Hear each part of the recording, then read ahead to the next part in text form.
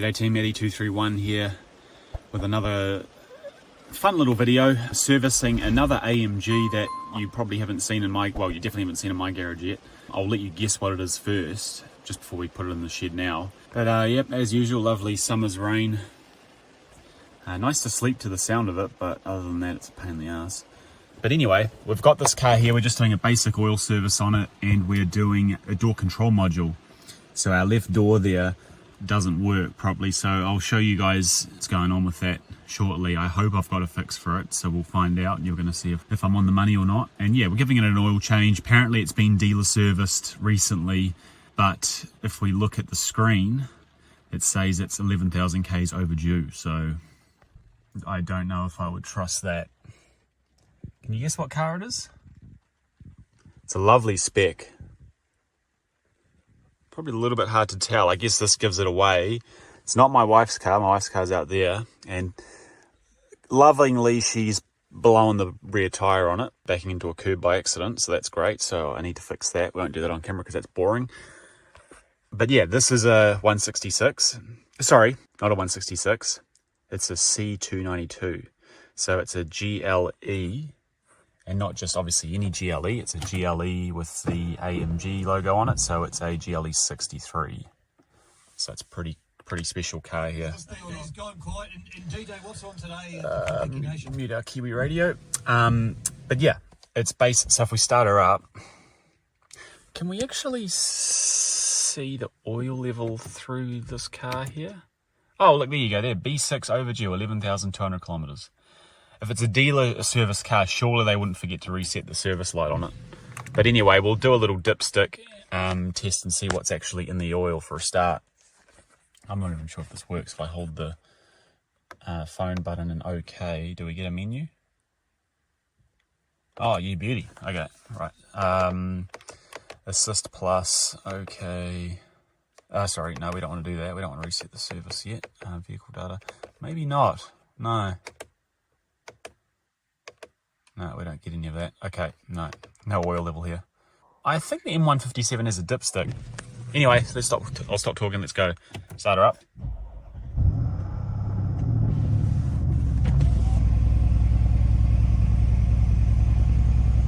Oh, I love that cold start turbo spool sound. That is one thing I do miss in my E63 that I had probably 6 years ago. If you haven't seen that video, you can go watch my E63 review. Oh yeah, that's a good sound. Oh, I wouldn't say this car's, it's a very nice example. Sorry, no, it's not a very nice example. It could be a lot nicer, but it's pretty darn good still. It's a 9-year-old car, I've got to remember. It's done 120,000 Ks. There's just a few little marks like on the, you know, on the armrest there. Someone's like attacked it like a cat's clawed its bloody way out of the car or something. And yeah, it just needs a real good detail and clean. It's definitely not up to my standard. But regardless, this car is for sale soon, so we're going to get it oil filter and service done. We're going to fix a misfiring coil, and we're going to do the door control module as well. And she should be in pretty good running condition once we've done that. What we're going to do actually is we're going to park nose in first, do the door module, and then we'll jack it up. Because I've got another surprise behind that garage door there, which I might make another video on, so you can have a look out for it. But another cool car with the garage door open. Right, so we don't just have one V12 S-Class, we have two V12 S-Classes. So we've got a lovely W221 facelifted S600. I'd like to say it'd be pretty rare. It'd be pretty rare to see two V12 S-Classes side by side, let alone any two S-Classes side by side. A lovely viewer of the channel who's local here in New Zealand's bought his car in for us to service. So we're just working on that now. I'll keep the details to a minimum and talk about it at another stage. But yeah, it's a pretty cool car. Not gonna lie team, this customer's S600 is flipping beautiful. Oh, it's actually got the multicolor ambient lighting as well. The 221, my one, has the lighting, but it only has the default amber color, whereas slightly newer models from, you know, early 2010s, you can switch between, I think, solar, which is blue, and Can't remember the other ones. There's two other colours basically, a nice red and a nice sort of ambient one. This car is just gorgeous. Like, my car and this car are exactly the same. This car, however, doesn't have the full panoramic sunroof, but it does have the rear blinds, for example, and like even just the seats, like you've got a V12 logo on there, and your floor mats have the V12 logo. You know, like my one is equally spec'd, has the panoramic roof, but it's like the facelifted version of the 221 is just another notch up, eh? Like, just the seats, lovely design on them. Mine's just a plain sort of Napa leather. This has lovely little stitching there. The back seats have the badges embedded in the back. It's just beautiful. And this car is actually in really good condition. I'm just doing a few bits to it, which I'll talk about in another video. But we'll just gently pull her out. One thing is, yeah, we'll just pull her outside here and just park her up and just leave her turned off. But yeah, just a very nice car, this one. This is a good example of a well looked after S-Class, whereas that GLE63 is gorgeous, but definitely not as well looked after. Just being brutally honest. Anyway, turn her off. Cool. Okay, let's get this GLE inside. Right, team, so we're going to pull the door card off. That's the first thing we're going to do, and we're basically replacing the door control module, which usually is located around here somewhere. Got a used one that I've imported from Lithuania off eBay. So this is the part here. So it's just basically just a bunch of ports for the harnesses to plug into, and then generally it just mounts in place using that little bracket there at the end there, and it will just hook onto a little ledge, you could say. So yeah, what we're going to do is open up WIS, because I haven't removed a door panel from a 166 or a 292 before, obviously, so we're just going to look at how to specifically remove the door card safely so we don't damage anything. I just want to see as well, do we need to disconnect the battery, or can we get away with not disconnecting the battery? But anyway, at the moment the car, the door locks don't work, the mirror doesn't work, the buttons don't work, the seats don't work, nothing on this whole panel works, not even the light, as the customer stated. So I'm hoping that it's all related to the door control module, which I also tried to connect with Star, and I couldn't even connect or read the module, so I assume it's a dead module. Fingers crossed, otherwise we're sort of starting again from something else. So let's get into it. Right, team, just trying to get Astra going, or Whisk going. Please don't crash. Good. Sometimes it doesn't like to open. Guys, this car is, I'm sorry, but I would not be personally excited about buying this car. It just does not feel good to me. It smells very coolanty. There's quite a sweet coolant smell coming from it. There's a bit of build up here if we look on the coolant expansion tank. Not necessarily leaking, but just a bit of spillage there. So it could be from anything. Obviously there could have been a coolant cracked line at some point and it's flicked stuff everywhere, or someone just left the cap off maybe. Again, I'm not a Mercedes tech or anything, just from my quiet knowledge so far. Also, even our intake boot here, now these commonly do break, so you can see here this boot's, oh, it's actually fully separated. Shit, okay. Again, I'd be replacing that if I was the owner. I'll write this up in a list for them, but not sure if they'll do anything. Also, I'd replace that. It also is a sign maybe that the engine mounts are possibly failing or failed on this side, because when you put your foot down, obviously the engine has a natural tendency to, I believe it's roll this way. I might be wrong, but that would also explain why that one's cracked and that one's not too bad. We've also interestingly got a ABC fluid type reservoir here, and I'm wondering if that operates, I might be totally wrong, is it the steering system, or also is it the adaptive sway bar? Now, another scary thing, team, look, there's no engine trays at all on this vehicle, so God knows what's happened to them, or God knows where it's been for them to not have put their trays back underneath. I'd be very wary of that if I was buying this car. But yeah, you can see that unit there that's connected to the sway bar. I believe that is some sort of sway bar, I don't know, something tool. Actually, look at that, guys. See that drip there? Can you see that drip?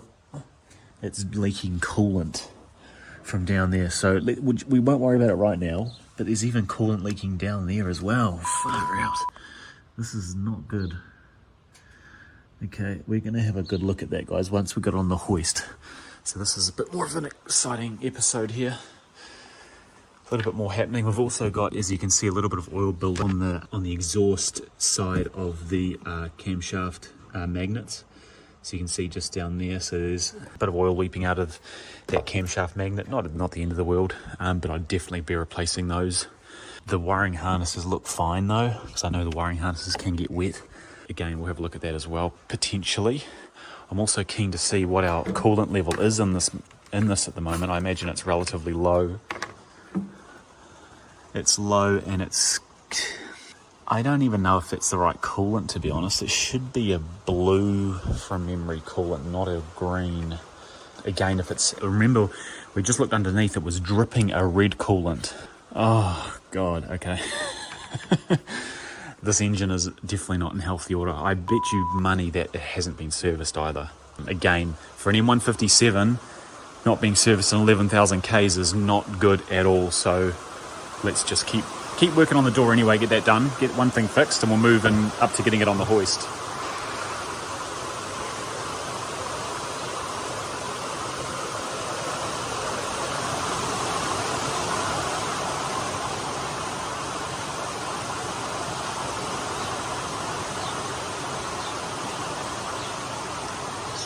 It's an S, isn't it? GLE63s. Yep. Top of the line. With less than top of the line service prior. So we'll be going to door, I imagine it'll be door control, maybe? That might be the power closing.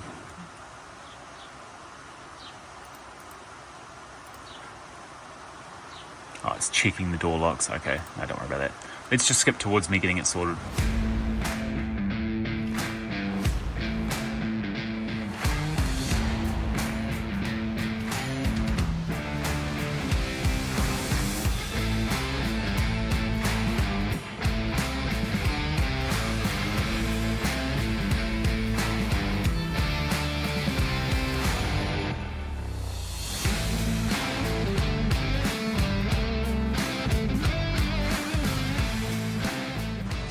So team, we've taken the door card off here, just gently light it down on the floor, just supporting the back. One weird thing I noticed, someone's been in here, especially because the fact that this harness here that plugs into, I believe, the speaker wasn't plugged in. So straight away, that's like, okay, something weird's going on here. Everything else seems okay though. We're gonna continue on. Apparently the light down here wasn't working either, but where is the light for down there? Oh, there it is. It's not even plugged in. Oh, no, it is. I just can't see the cable. It's dark. I was going to say, geez, what the But someone, regardless, has definitely been in here already. So what we've done is we've pulled the transmitter key out. We've pulled the push start button out. Just turned it off to position 0, so you can see there's no push start button. And once the electrical system goes to sleep fully, we'll take the battery terminal off. And WIS was telling me that the door control module was behind this panel here. Oh, Jesus. Was behind this panel here, which I believe would be correct, but it would be for the actual, I guess, window module, you could say, perhaps, because there's your window regulator there, which is actually nice and easy to access, which is good. But I believe that's fine. We're just looking at we're just specifically looking at the, lost my words now, the door control module, which is right here. So if we just grab our module as well, we'll just check it quickly. I'm hoping to God that's the reason it's not working. 9714. So they're pretty much the exact same module. The software version on that one's for 1430, this one's 1430_02, yep.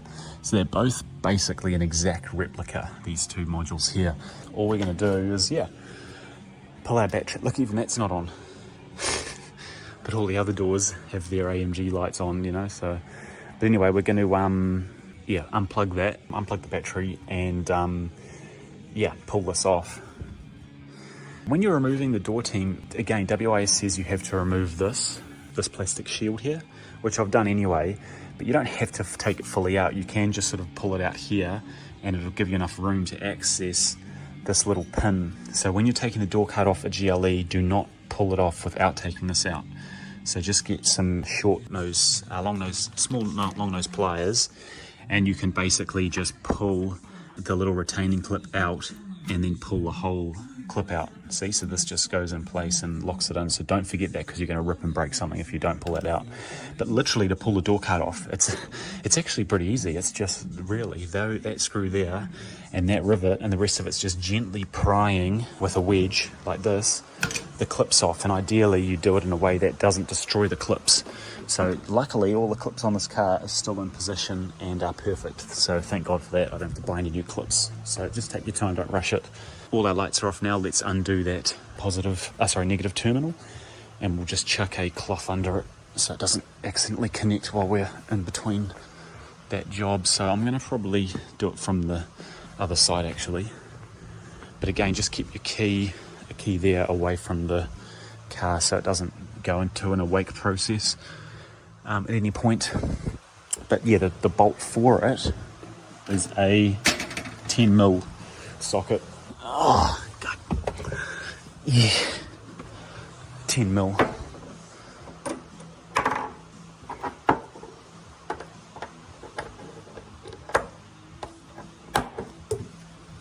Cool, so there you go team, there's the terminal. So all you do is this covers it, this little panel here covers it. So you're basically pulling up, wrong way around, that way. You're basically pulling up from this end and pulling it out. Okay, so it's nice and easy. You can't screw that up. On our negative terminal, just crank that loose. Sometimes I like to use a little pry tool just to lift the whole thing up, but it doesn't seem like it's seized on or anything, so all we need to do is just pull it up and off like that, stick a cloth under it so it doesn't come into contact, and that's it. In fact, I can probably leave that ratchet there because we don't even need to actually undo anything else. We're just coming straight over to here and we can just start disconnecting these harnesses just very carefully. Again, we don't want to damage anything, although these harnesses are always pretty hardy, but be gentle, don't rush it, there's no rush. There's another one down here. So look, there's our power. You've got our red positive and our brown ground. That's connected to this main harness here. That could even be one that supplies this. I'm not too sure how it works, but anyway, it doesn't really matter. Our green there. They're all color coded actually, which is quite cool. And they're all gonna go in the right hole, obviously. We're not gonna. There we go. There we go. Oh yeah, so there's our feed, I believe, for the power window itself. There we go, cool. And we've just got this little slide on one here, and from memory, just with a pick, there's a little tab down there you can see. It's probably gonna be hard for me to do it with, oh there you go, didn't have to, that was really easy actually. Just pop it off like that, see? Cool. Now team, we should just be able to pinch. Oh wow, okay, that was very easy. Damn. We'll take that. So just comparing the modules, they're exactly the same. So simple as that. So now we're just putting it back in place and putting the cables back in and putting the door card back on. I will put the door card back on just loosely, and then we will test it and make sure it works. Hopefully we don't have to even plug star in. Well, we will anyway, but hopefully we don't have to do any programming or anything because it's an exact matching module.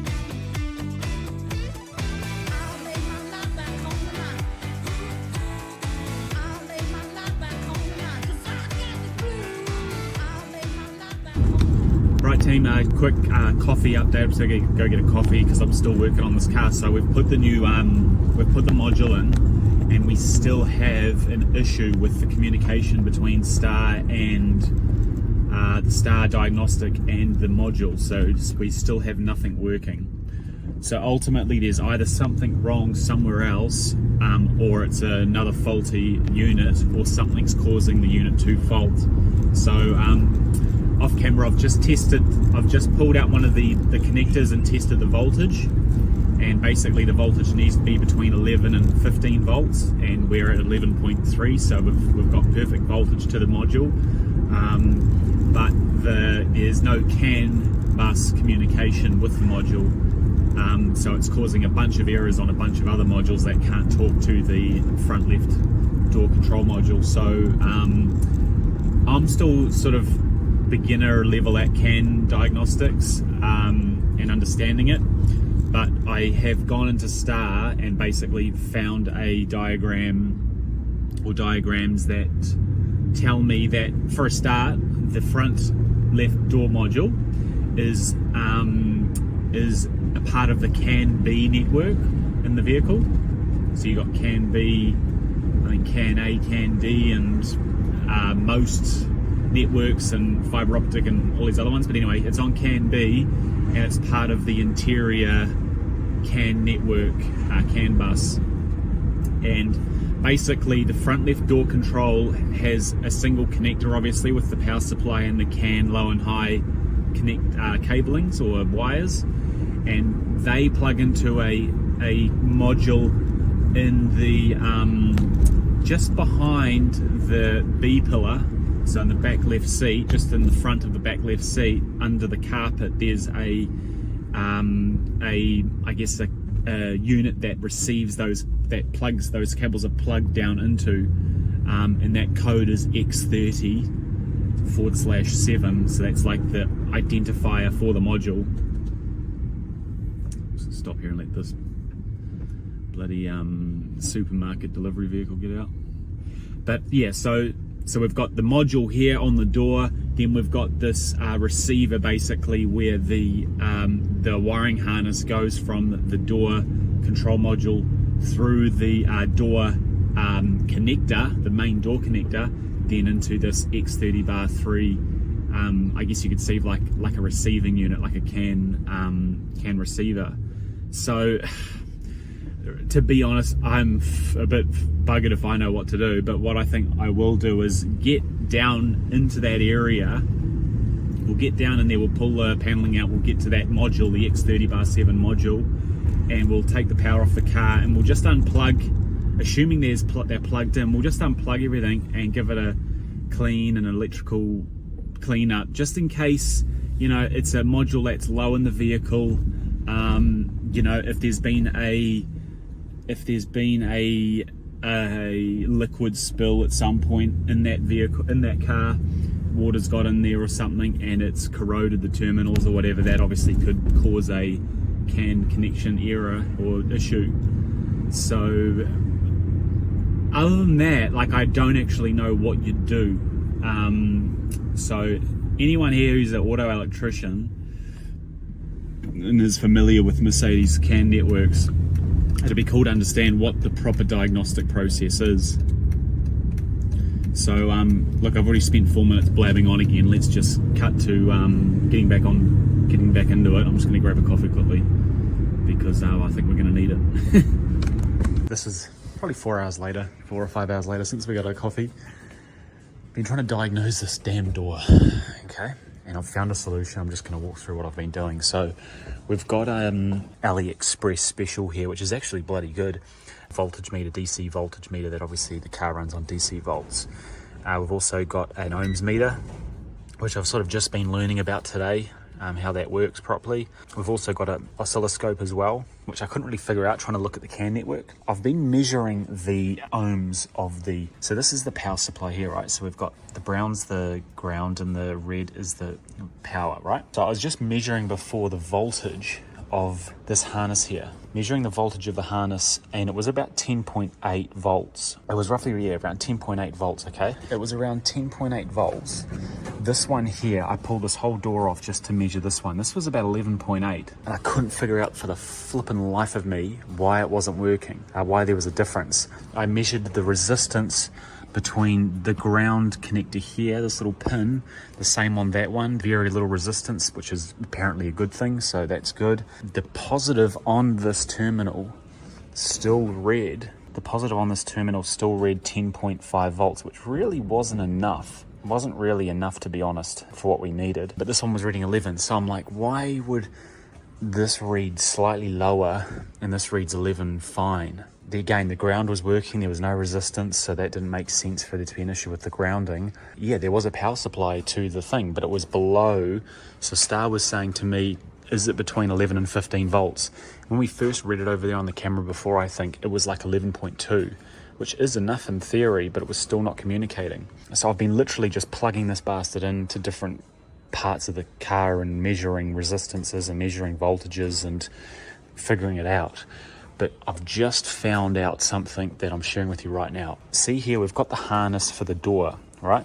And it's one of these harnesses that you pull out the bottom here. You might already see what I'm looking at, and unclips. So what I did is, because someone's been in there before and fiddled with something, I grabbed that connecting wire between the door and the body and just gave it a little bit of a shake around, and noticed that the voltage, when I was manipulating that harness there, the voltage fluctuated quickly, like 1 or 2 volts. So we dropped down to like 7 volts, then back up to 9, back into 10.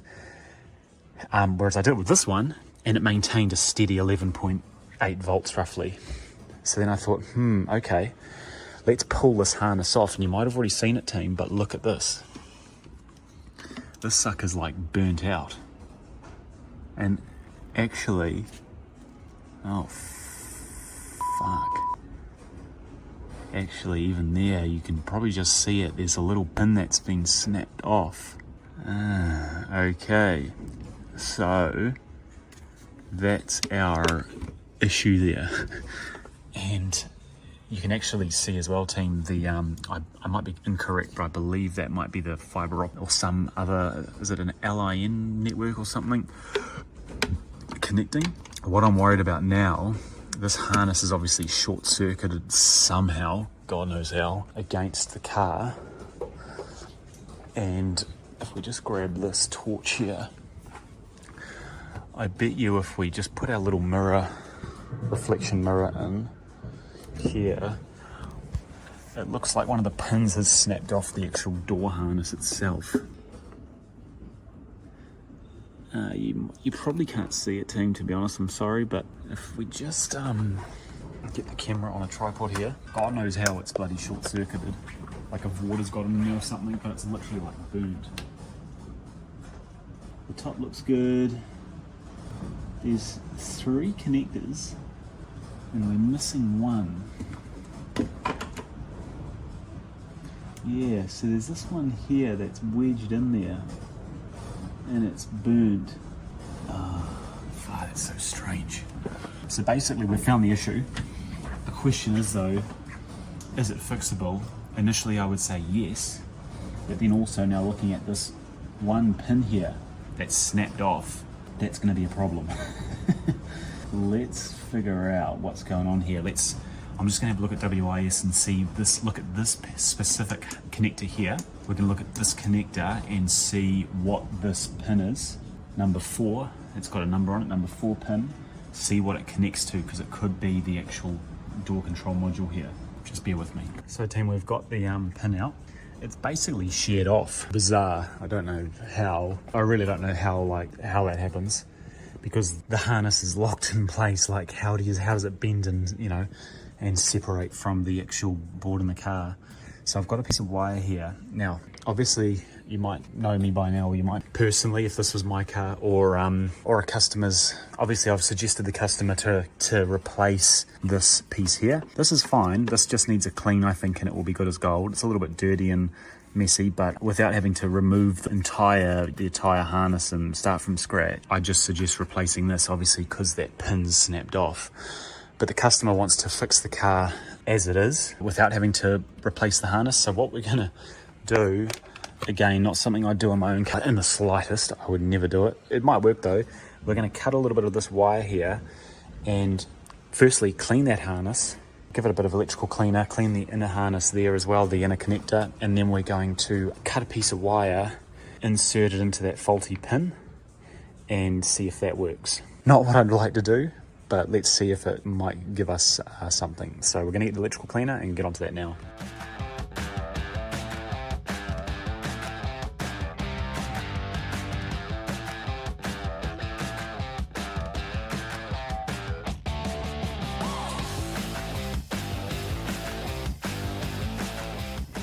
Right team, so we've cleaned that out a little bit and I've just picked at it with my little picking tool just to try and get any corrosion off and then just spray it again. We've plugged the power back in and wobbling this around, we're reading a steady 11.7 volts, so that's perfect, that's good, that's what we want. Now we've got an issue, yeah, I'll just turn that off, we don't need that. Pull our plugs out. Thankfully, like, you need WIS to do this sort of job, but otherwise it's just far too complicated, and I'm no auto electrician, as I might have said. But basically what we've got here, team, is we've got, excuse the frickin' weather, X35 bar 1 driver door electrical connector. So that's the little connector there that we've just pulled off, that's got the burnt terminals in it. So you can see here that N69 bar 1 is our actual door control module, and we can see here red and white wire, and the brown wire is our ground. So red and white's our voltage. You can see down here it connects to this specific, I guess, block here, and it has a 30 amp fuse, F523 F32 bar 4. I believe that's the unit that's down here under the floor, which we don't want to have to get to because that's going to be a pain in the ass. So yeah, we've just tested it and we've got 11.7 volts solid now. So the X35 bar 1, the pins come out, number 4 pin is the pin that's missing right here, and I've just looked up this, go away, I've just looked up what that is, B67 bar 1, and that is the keyless go door sensor. Actually, now just thinking about it, videoing with you guys, I think that is to do with this piece here, your touch door lock, because the keyless go still works. You can still start the car with the push start stop button. I'm actually now even thinking, let's just plug this straight back in, turn the car off, shit. Let's plug this straight back in and we'll measure again.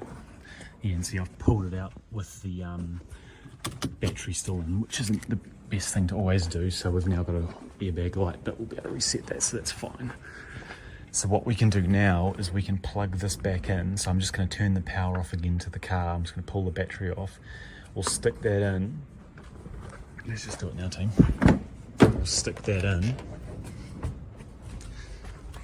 Keys out. Yep. Stick that in. Oh. To be honest, I'll just give it a few minutes just for any residual battery power just to come out. I don't want to obviously break any airbags or anything like that.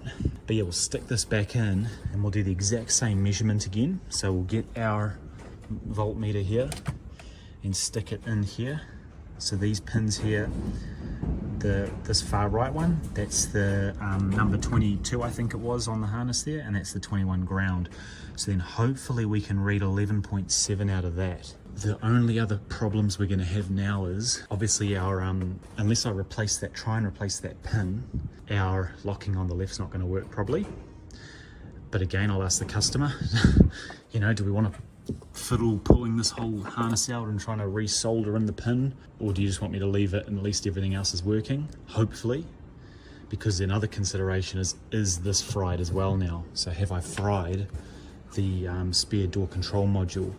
In saying that, looking at the power connectors here, there's no burning or anything weird on here, but we could assume this one's fried anyway, but this one hopefully never got enough voltage to fry it.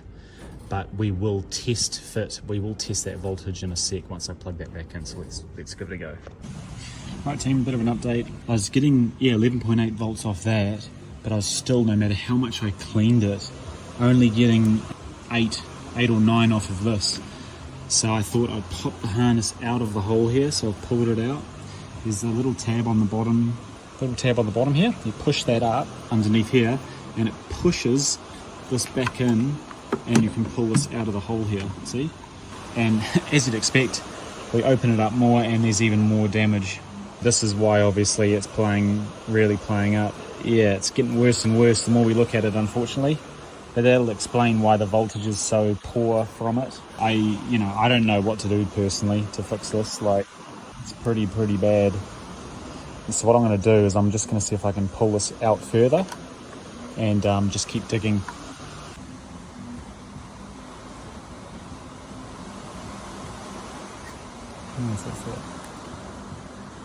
That green and blue cable is the one that's obviously playing up.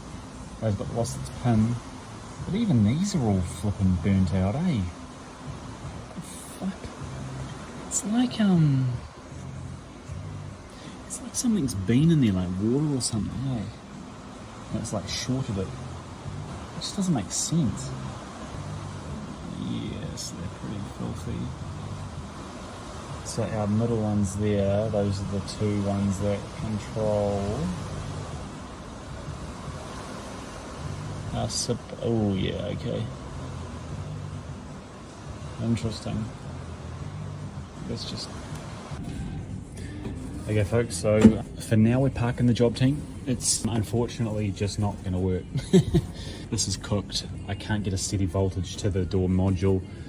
So what we're doing is I'm going to see if I can find a used second-hand harness that basically replaces this existing harness here.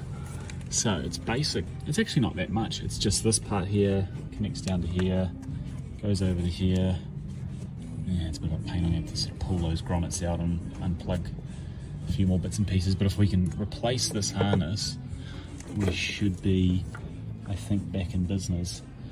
And I don't know what the actual part number for it is. We'll probably have to search it up on Partsook. Yeah, we'll just leave that for now, team. We'll come back to it later. For now, what I'm going to do is get the car up on the hoist and we're going to actually just get it ready to do an oil change. We'll get straight onto that now. Put her up on the hoist. Right, team, I've had enough for today. We're just going to finish up by putting a new coil in cylinder 5, since that was one of the errors. Jeez. I will say some modern Mercedes, they don't really make them that well. Like, that's pretty poor for it to be doing that. Anyway, if I just bring up the scan, what was it? It was a, crikey, I can't remember what the car was. It was this car here. Where is our engine, air conditioning, touchpad, sound system, command? This car's got a few errors on it. Most of them link back to the front door module though. ESP, electric steering wheel control. The oil pressure is too low at the rear axle. Interesting. I'm going to see if I can fix that. Oh, how many flipping errors does this car have? Engine, where are we? Motor electronics, here we are. Fault. Actuation of coil 5. Yep, just wanted to double check that. Nearly done. To get to this coil, team. Crikey. All we have to do is get this off. This sucker here just clips off gently. Scared this car's going to fall apart, so I'm quite reluctant to pull too hard on things. Okay, that's not broken, so that's good. And just take the airbox off here, so we'll grab that.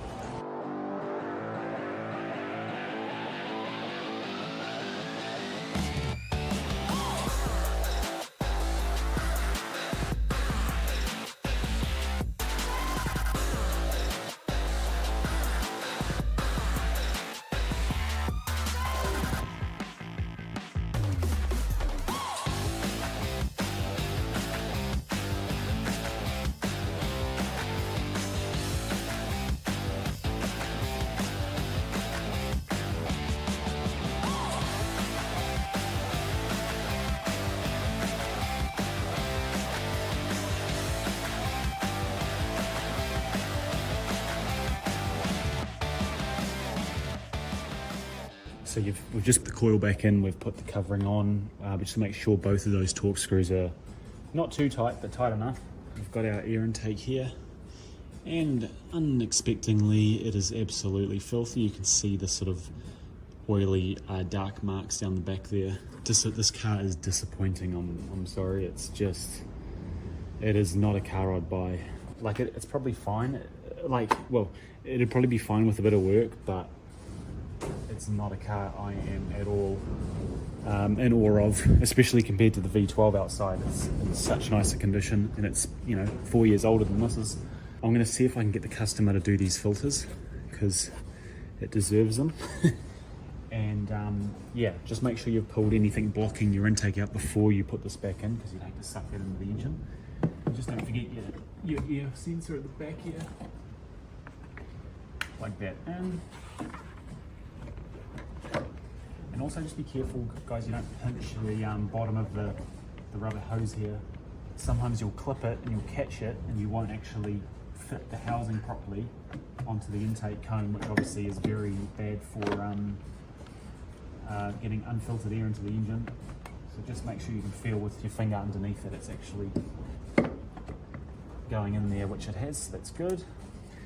And this is nice and easy, just sits in like that in its place.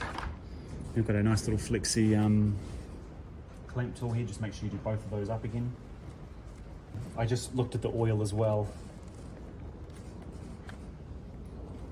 I just checked the oil as well through the dipstick there, and it is pretty much low or empty on the dipstick. So it's a very poor example of maintenance on this car. Even like this little hose here is like rock solid, which it really shouldn't be if I'm not mistaken. So I'm gonna, for dinner, I'm gonna leave this car for tonight, come back in the morning, and we'll do an oil change, and goodness knows what we're gonna find.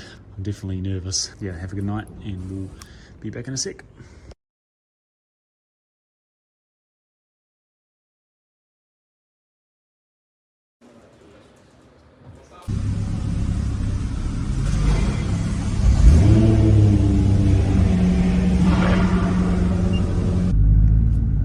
Let's go. The GTR. Let it warm up first.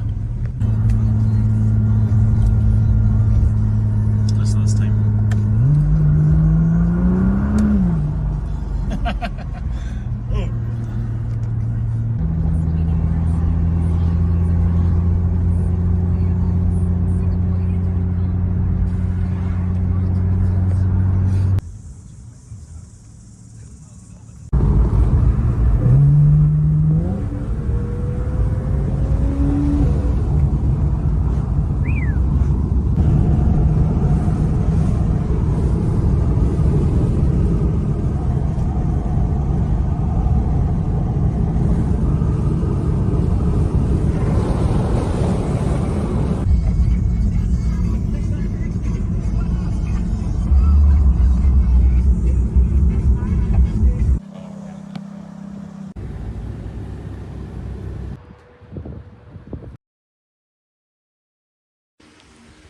Right team, next day, I've just spent the morning doing something I haven't done for a long time, is going for a drive with a bunch of other car people, but I'm driving some more nice cars, like I showed you the DB9 in one of my other videos, chucking some clips there quickly. But yeah, let's get back onto the 292 GLE, what is it, 63? We're just going to do just a quick inspection of everything, make sure everything's all in good condition. I say that with a pinch of salt for this car. Brake pads getting a bit low, probably have another 10,000, 15,000 K in them. Also the rear pads look very low actually. Probably about the same, but still very low.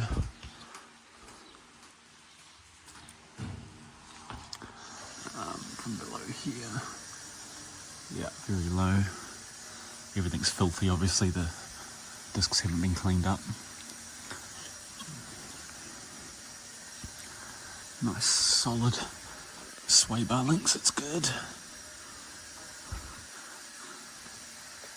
All joints look good. tie rod end looks good. It's got nothing leaking, which is nice. Nothing leaking on this side, the boot looks good. All looks good there. The level sensor looks like it's in place. Same on that side, that's cool. We'll come back to this disaster. Otherwise, that's all good. Tyres are a little bit rough, but not too bad. Probably about 3 or 4 mil left.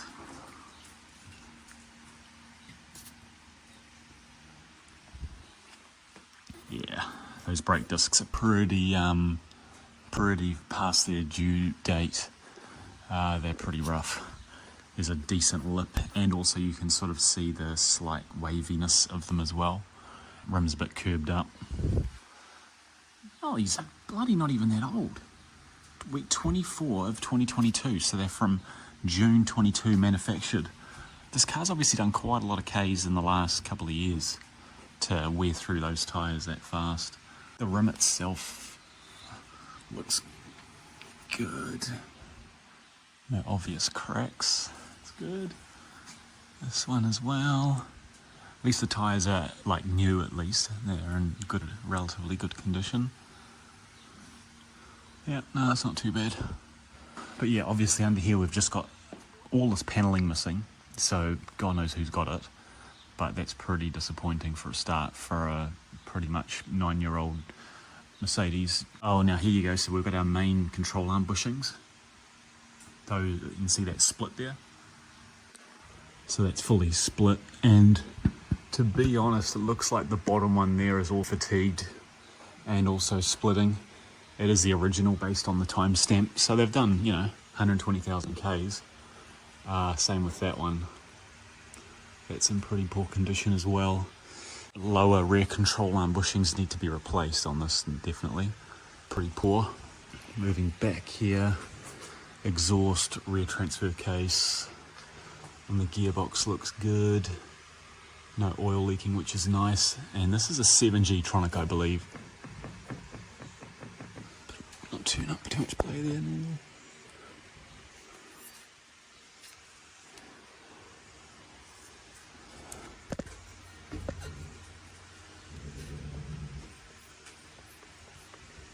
It's fine. Yeah.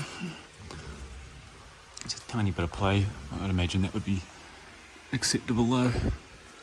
Level sensors in place, good. Level sensor on the back right. Sway bar links look fine. Yeah, they're fine. Sway bar links are good. Rear shock absorber. We actually just did 2 on the ML350 that there'll be a video for. And interestingly, we've got ball joints on this rear axle down lower as well. They're not big rubber bushings, they're ball joints, so it's actually something I haven't seen before. Does anyone know why that is? This doesn't have a rear axle steering or anything, does it? No. I wonder if it's to do with the roll control system here.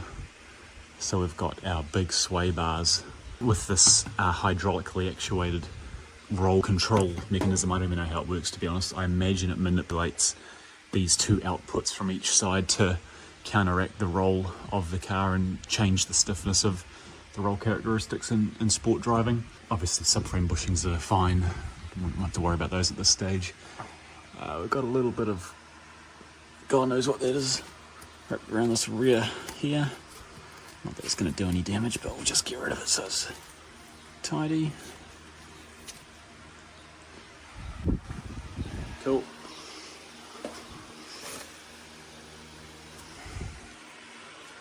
Rear tyres, again, what year is this? 1422, so similar age. Obviously 4MATIC's gonna mean your tyres don't wear out as unevenly. It's fine. Still decent life on these ones. They don't look as sort of, just as tight as the fronts. But obviously the fronts will go through a bit more pressure with the weight and the weight and the cornering, obviously wear on it. 325, 35, 22s, they're big wheels. Really big wheels. Same with this one, Hankook. Same year as it, 1422. They look like they've been, I don't know what these rims came out as. I don't know if they came out factory silver. I imagine they would have come out in a factory silver colour. I don't know if they were black. These have been resprayed. Regardless if they're black or not, they've been resprayed. And to be honest, it's a pretty poor paint job on them in my opinion. And they just need a respray anyway, really. Rear brakes. Big lip on that. Not as bad though. They'll probably last another... Oh, actually, before I say anything more, brake pads the same. They're probably 10, 15. And saying that the rears obviously do wear slower, so you could probably get another 20 or 30 Ks out of this. But again, if it was me, I'd just be doing them for the sake of it. Yeah, you're going to get the brake wear indicator pretty soon on these, I'd say. But again, you're not going to haul through them too fast like you will on the fronts. And just verifying as well, this front disc also has real bad wear there. So yeah, overall not bad. If I was doing anything, I'd just do the brakes, rear control arm, front control arm, front, lower, rearward control arm bushings. And actually you're okay. I would want to know though where these cover panels are. And again, we've got that front sway bar control system here. It's got like a sort of rubbery sealed thing there. I don't really know how this works. I feel like it twists. One side must be fixed and the other side must tense up and twist and prevent roll as much roll. But yeah, this is a disaster. Look at this. This is an absolute freaking nightmare, team. Really bad. We've got a coolant leak. I'm not as familiar with the 157, so if any of you guys know what that leak will be from, but it's coming from, to me there's a bit of wetness on, just a little bit there on, you can just see where the top of my light is. A little bit of a drip there still. It looks like a tensioner or something. I don't know what the hell that is. Is that a tensioner or is that something else? I need to see a picture of the motor. We've got oil coming down on that charge pipe, I think it is. I am wondering if there's like a water leak either on the timing case or if it's like where the water, is this an electronic water pump or is this a conventional water pump? Oh, I think it's our water pump down there actually, coming from the bottom of the case there. Anyway, we'll have a look into it and see what we need. But again, I doubt the customer's going to do anything with this. It's just going to be as what it is, and which is unfortunate. I might just see if I can give this a quick tidy up. It's a bit of a flippin' mess, to be honest. It probably just needs a bit of water blasting, which I don't really have time to do. But yeah, not good. It really could just, yeah. Obviously I can't water blast it here in the shed, but if anything, it'd just be a bit of water and just getting all that sort of like calcifying coolant off. Anyway, let's continue on. Getting stuck into it. There's our electric steering rack. Connector has marks on it, which isn't ideal, but not the end of the world. And then, yeah, we've got a bit of an oil leak here, which I'm going to assume is from, actually I'm not sure, the back of the case here, the back of the pan. Yeah, a little bit wet there. You can drop that off and just reseal it, but it's not a major, for this car at least.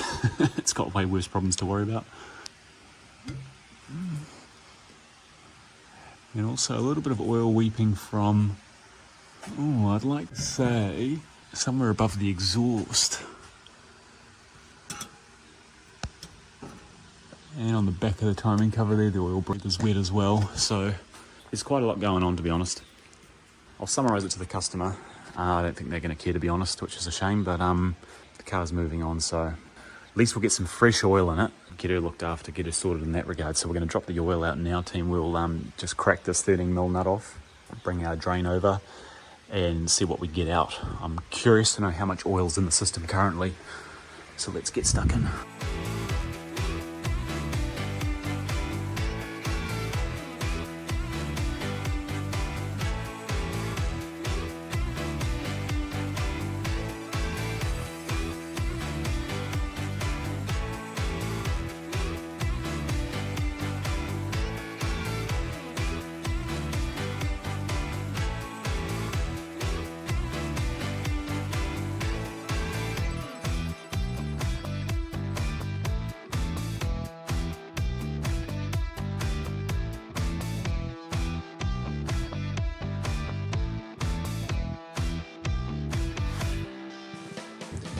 Tim, so we've put the, we've drained the oil out. So now we're just going to take the oil filter housing off and replace the filter, and then refill it with oil. And for drainage wise, about 500. So we've drained about 7 litres of oil, and from memory this takes around 9.5, maybe 10 litres. So it is quite low. Now there might be a little bit of oil when we drain the filter here, but there'll also be some left in the system as well. So we'll just probably end up putting about 9 in, which is still a lot more than was already in there, and then we'll just measure it out till we get it perfect on the dipstick.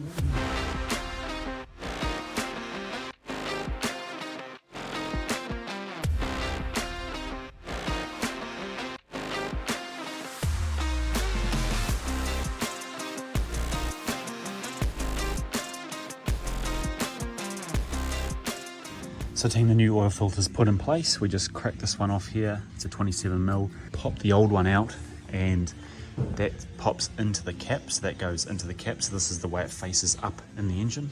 Yeah, so we've pulled that sucker out and replaced it. Don't know what brand it is. It's not actually in horrible condition. It's not delaminated or anything.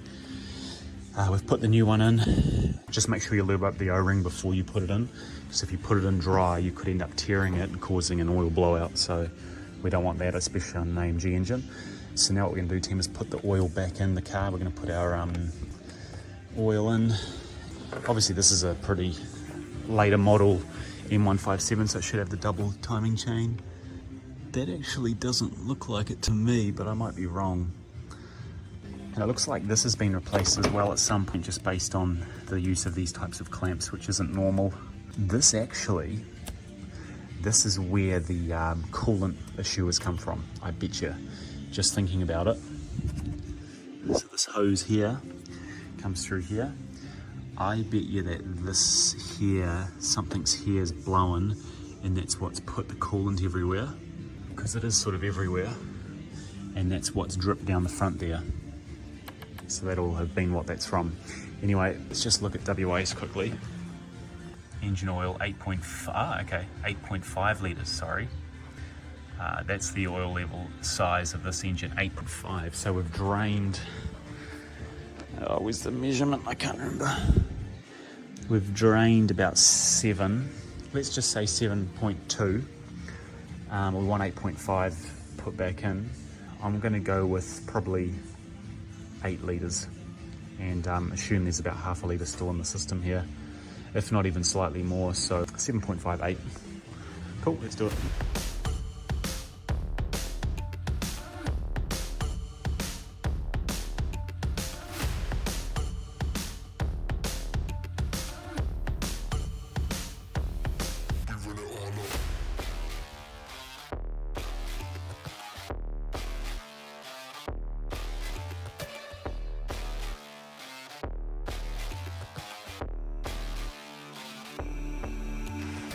Right team, so we've got that everything back in place.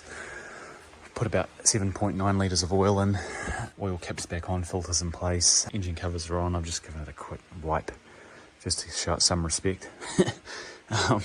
Yeah, I also want to chuck a little bit of oil in here as well, since it's a bit low. I'm going to do that once we've got the door harness sorted. For now, we're just getting the engine oil up to speed.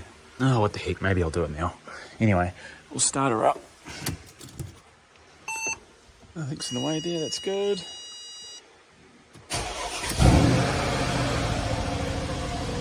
Making sure our oil pressure's good. Cool.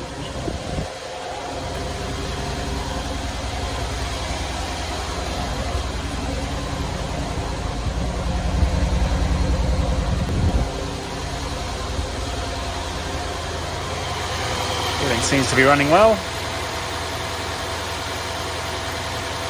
We're idling nice and smooth. So we'll just let it run for a minute and then we'll turn it off and just check the oil levels right. But yeah, what we'll do is we'll grab some 345.0 oil and we'll top that up.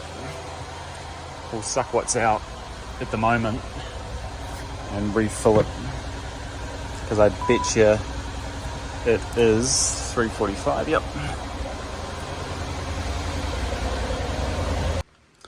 Drain what's there and refill it again. So I don't even know if I'll bill a customer for this oil. It's just my little gift to it, just to try and keep it. Oh, I don't like that colour straight away. Yep, so it is 345.0, so it is correct. It's ABC fluid. And before you suck it out, team, just try and make sure you've got no contaminating fluid going in, like I have here. That's better. Now we can go in.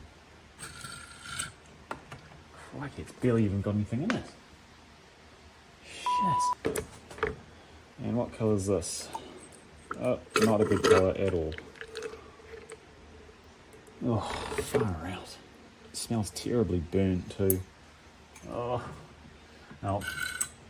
Doesn't matter what you put in it, it's already filthy. Damn. Duh. Yeah, it's pretty much dead set empty, which is just lovely for this car. Anyway, chuck that back there, team. Get our funnel.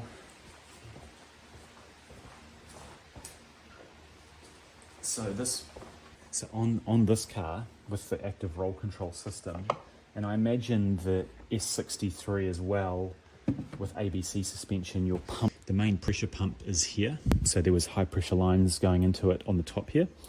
On non-ABC or non-roll control equipped vehicles, you've obviously got just a basic pulley up the top there. So I guess the only good thing about it is that it's easy to get to if you need to replace it. It's not like on the V12 where it's nestled right in the bottom or right in the far corner of the engine bay. This fluid is clear.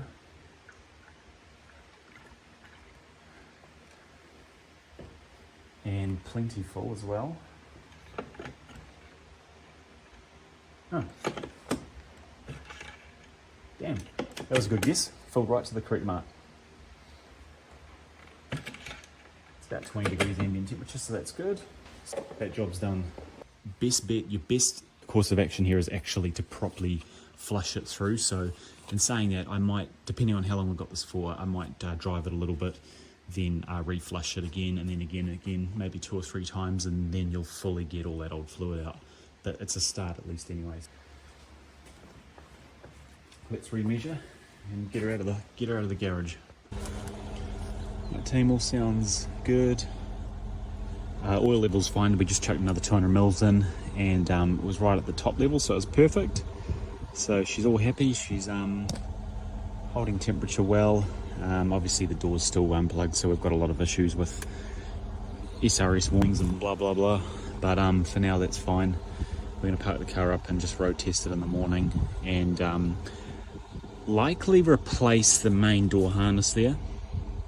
So I can buy the door harness in, so just replacing the full harness from the door connection all the way through to the connectors that go into the door module, because yeah, it's pretty cooked. I'm going to try that, I think, rather than disassembling and reassembling the harness, because I think that's just a lot of extra work that is a bit more specialised than I'm probably able to deal with at the moment. Yeah, at least she's got some good oil in her. She can't complain there. So yeah, let's continue. It might be a few days before we come back on camera, but at least we've got the oil done. See you soon. Right team, so we've got the GLE out of the garage, and basically we are ending this video here. This is going to be part 1 for the GLE63s. We'll do part 2 as soon as the parts arrive. So we've got our electric harness on the way. We've got our also developing water leak from the front of the engine. So we're going to get into detail on that as well. We're just replacing those hoses too, and then we're pretty much good to go. So part 2 is going to be quite exciting. I'm hoping we're going to be able to fix this bloody electrical issue. That's the biggest worry I have. And then secondly, yeah, getting that water leak fixed on the front of the M157. So stay tuned. Please subscribe if you like the video. That way I know that people are interested in this specific AMG, not the GLE as such, but just the M157. That'd be appreciated. Thank you.